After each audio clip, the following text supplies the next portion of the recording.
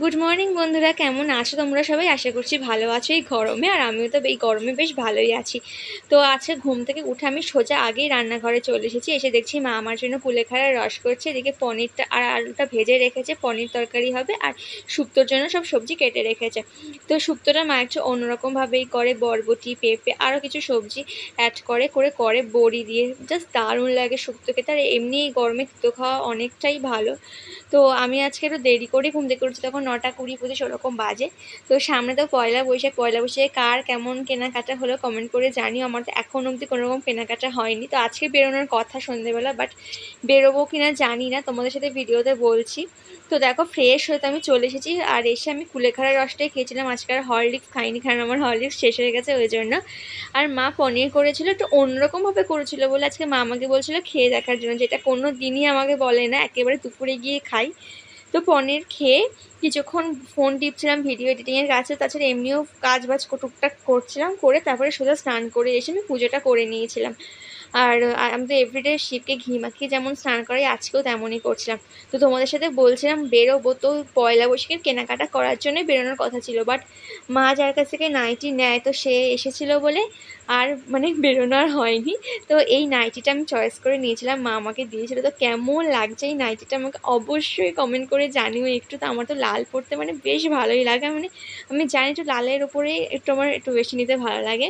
তো আমি একটু ট্রায়াল দিচ্ছিলাম, ঢং করছিলাম আয়নার সামনে দাঁড়িয়ে। তারপরে 1টা মতন বাজে, তখন ফ্রিজে বকফুল ছিল, তো ওইগুলোই খাওয়ার কিছুক্ষণ আগে ভেজে নিচ্ছিলাম। তো বকফুল তো আমার তো বেশ ভালোই লাগে। আর আমি এসব ভাজাভুজি করতে জন্য বেশিই পারি। তো ওটাই করছিলাম। মা যে কীভাবে রান্না করে সেটা আমি কয়েক মিনিটে ফিল করেছি। তো চলো তাড়াতাড়ি করে ভাজাগুলো করে ঘরে নিয়ে গিয়ে এবার ঘরে গিয়ে কথা বলছি। তো এই দেখো বন্ধুরা, এখন তো খেতে বসে পড়েছি। এখন বাজে 1:45। তো আজকে কী কী রান্না হয়েছে তোমাদের সাথে একটু বলি। তো কি রান্না করেছো বলো? ডাল, মুগ ডাল, তারপরে ওই শুক্তো, আর এটা হলো বরবটি ভাজা, আবার মেয়ে ভাজলো বকফুলের বড়া, আর শুক্তো আর এটা পনির তরকারি। আজকে আজকে আমাদের ভেজ, ওই জন্য এরকম হয়েছে, শুক্রবার। তো চলো তোমাদের কী কী রান্না আছে বলো, তো খাওয়া দাওয়া করে নিয়ে আমার কথা বলছি। তো সন্ধে বাজে এখন 7:30 বাজে। আর মা সন্ধে দেওয়া হয়ে গেছে অনেকক্ষণ আগে। আর এখন একটা জিনিস বানাচ্ছে। তো কি বানাচ্ছে তোমাদের সাথে সেটা শেয়ার করি চলো। সেটা ফার্স্ট টাইম মা বানাচ্ছে, খুব ইজি বানানো, খুব কঠিন না। তো কি বানাচ্ছে চলো তোমাদের সাথে একবার শেয়ার করি। সন্ধে হলেই তো মনে হয় কী খাবো। তো ঘরে একটা জিনিস ছিল, বাবা এনেছিল অনেক দিন ধরে, তো সেটা দুধ দিয়ে করার কথা, সেটাই মা বানিয়ে দিচ্ছে। তো তোমাদের বলছি কি আছে, তোমরা যদি বুঝতে পারো তো বলো। এখন মা এটা বানাবে, কি যেন বলে এটাকে, লাচ্ছা বলে। তাই বাবা নিয়ে এসছে। আর এটা পুরো সিমুইর মতনই খেতে, কোনো ইউনিক কিছু নয়। তো ফার্স্ট টাইমে এটা মা বানাচ্ছিল। তো প্রথমে মানে সন্ধ্যা হলে মনে হয় কী ছেড়ে কী খাবো, প্রথমে ভাবলাম সিঙ্গারা খাবো, বাট সিঙ্গারা আর খাওয়া হয়নি, ঘরে এটা ছিল। তো ওই জন্যই মা বললো যে এটা করে দিচ্ছি, এটাই খা। তো এটাই খেয়েছিলাম। আর আমার মায়ের কথাগুলো শোনো ভিডিওতে, আজকাল আমার মা খুব ভিডিওতে আসে ক্যামেরার সামনে। তো চলো গিয়ে কথা বলছি।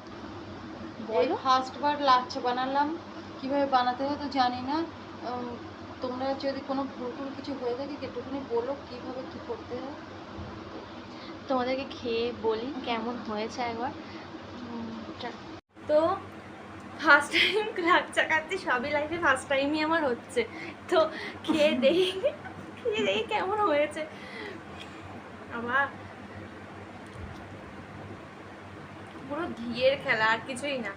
খেতে দারুণ হয়েছে, দারুণ। কি গরম মানে। আর এখানে বাবার জন্য হাফ তুলে রেখে দেওয়া হচ্ছিলো, বাকিটা রেডও করা হয়নি, আমি আর আমার মা নিজের মতো তুলে নিয়েছিলাম। আর ভিডিওটা কেমন লাগলো অবশ্যই লাইক করো, কমেন্ট করে জানিও। আর ভিডিওটা ভালো লাগলে সাবস্ক্রাইব করে আমার পাশে দেখো। তো চলো টাটা।